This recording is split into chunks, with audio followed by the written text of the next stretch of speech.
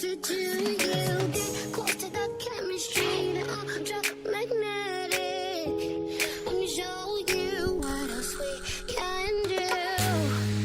Bonjour à tous, j'espère que vous allez bien. Bienvenue dans cette nouvelle vidéo dans laquelle on va parler de la motivation parce qu'on me demande très souvent comment je fais pour rester motivée à faire du sport et à manger sain et équilibré.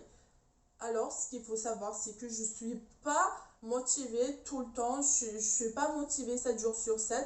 Et il y a des moments où j'ai pas envie de m'entraîner, j'ai pas envie d'aller à la salle de sport, ni de faire ma séance à la maison.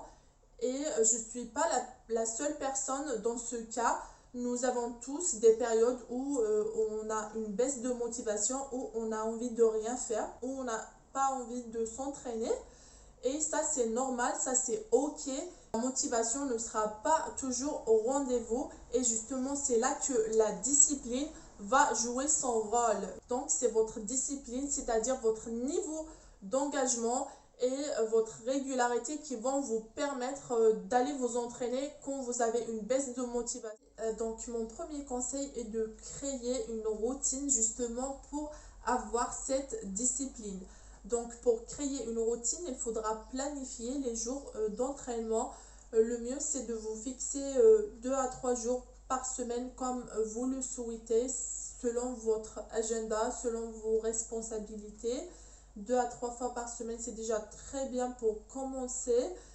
Et le mieux, c'est de fixer également les mêmes horaires aux jours d'entraînement. Par exemple, vous entraînez les lundis, les mercredis et les vendredis avant d'aller au travail ou après le travail si vous ne pouvez pas vous entraîner le matin. Quand vous fixez un planning, ça va devenir une routine et ça deviendra une habitude à long terme.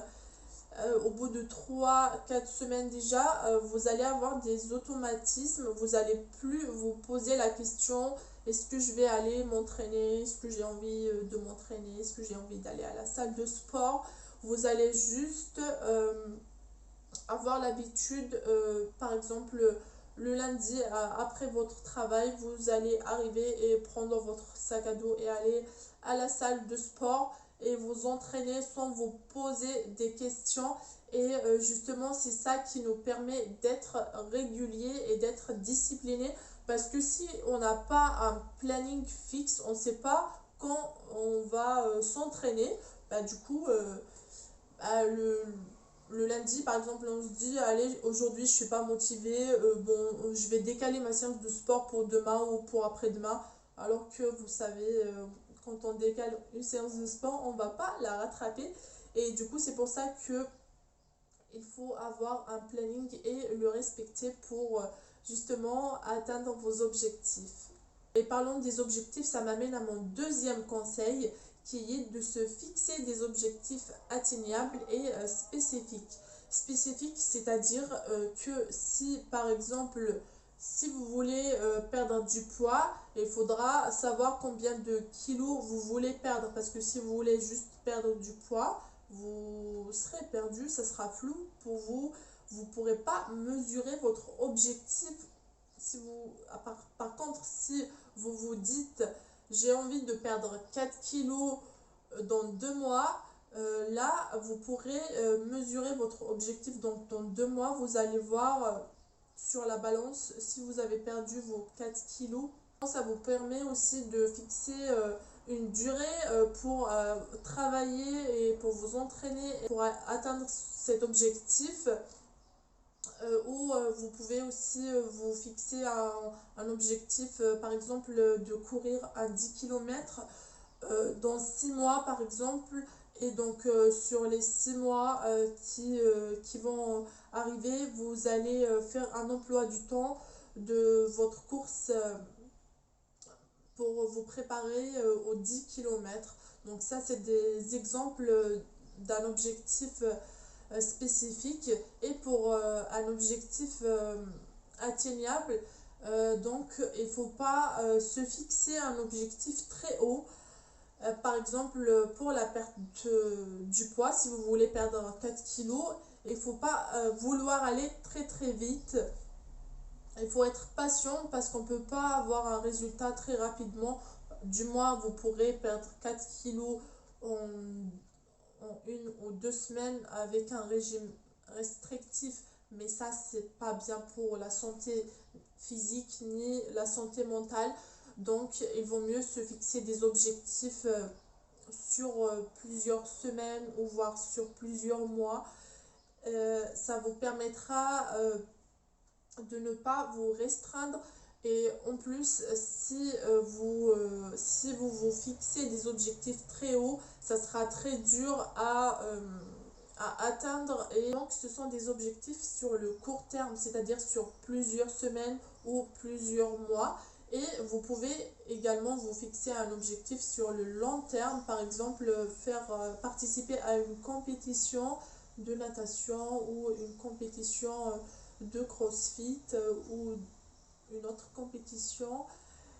Ou par exemple pour moi, mon objectif de ma pratique de sport à long terme, c'est de rester en bonne santé et d'être indépendante le plus longtemps possible. Lost and in a daze, I caught your sudden gaze, and time it started racing. But moments tend to fade, and you're too far away from me to get my name in. Someone keeps blocking my way. I can't feel further away. Oh, wait on a moment. Alors, comme je vous ai dit, pour avoir la discipline, il faut créer une routine. Et pour créer une routine, il faudra planifier vos entraînements.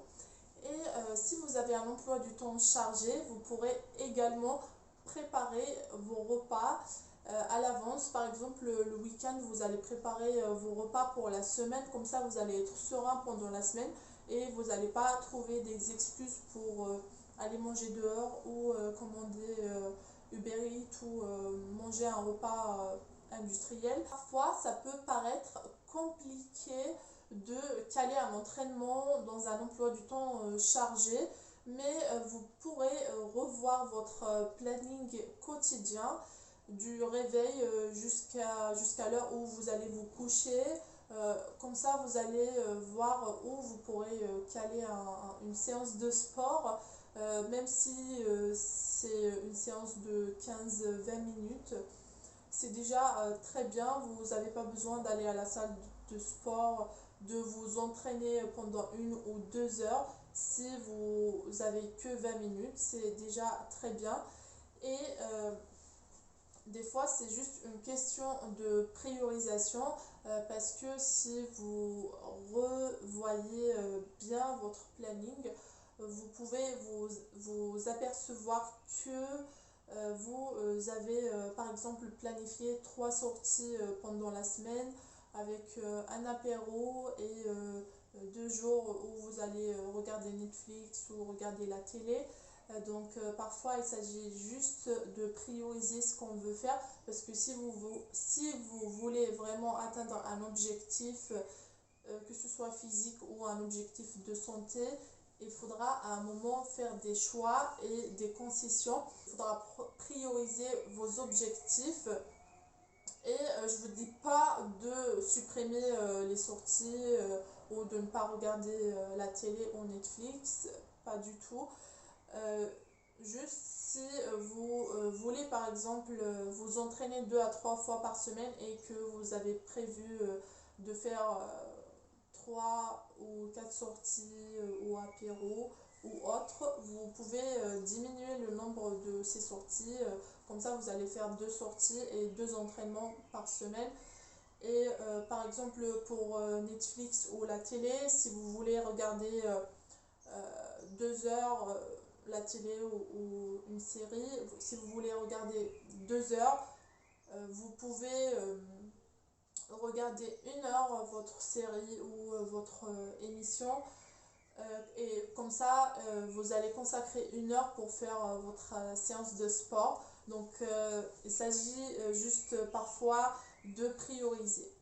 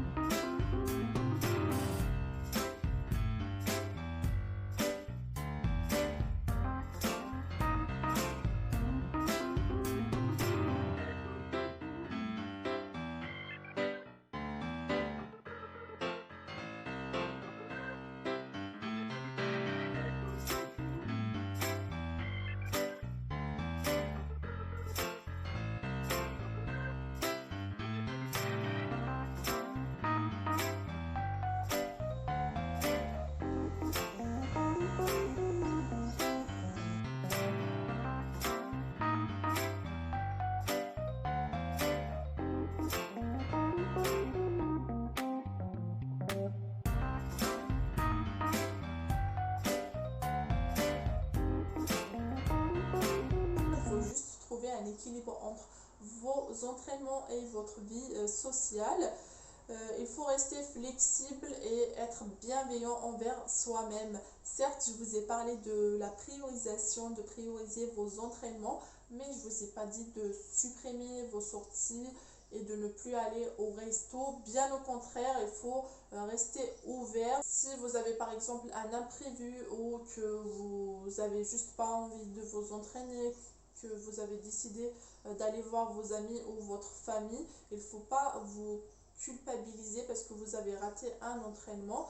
C'est pas ça qui va vous empêcher d'aller vers votre objectif et de l'atteindre. Dans cette optique d'avoir un équilibre, c'est pareil pour l'alimentation. Il faut juste trouver un équilibre parce que vous savez, l'alimentation est très importante. Avoir une alimentation saine et équilibrée est primordial pour atteindre votre objectif physique si vous avez un objectif et que vous faites du sport. Parce que si vous faites du sport et qu'à côté vous mangez McDo, que vous mangez fast food ou des repas industriels trop gras, trop sucrés, ça ne marchera pas comme ça. Vous n'allez pas atteindre votre objectif et justement vous allez vous démotiver parce que vous ne voyez pas des résultats. Et du coup, voilà, vous allez arrêter de vous entraîner. Par contre, si vous avez une alimentation adaptée par rapport à votre objectif, et bien à ce moment-là, vous allez avoir des résultats et c'est ça qui va justement vous motiver à continuer. Essayez d'avoir une alimentation saine et équilibrée. D'ailleurs, si vous voulez que je fasse une vidéo sur le rééquilibrage alimentaire, n'hésitez pas à me le dire en commentaire. Ça me ferait plaisir de vous parler sur l'alimentation. Et du coup, ce qui est bien, c'est d'éviter de manger des repas industriels et des plats préparés parce que ça contient plus d'additifs, ça contient plus de sel, plus d'huile, c'est plus calorique, c'est plus gras, c'est plus sucré. Donc c'est mieux de préparer vos plats à la maison.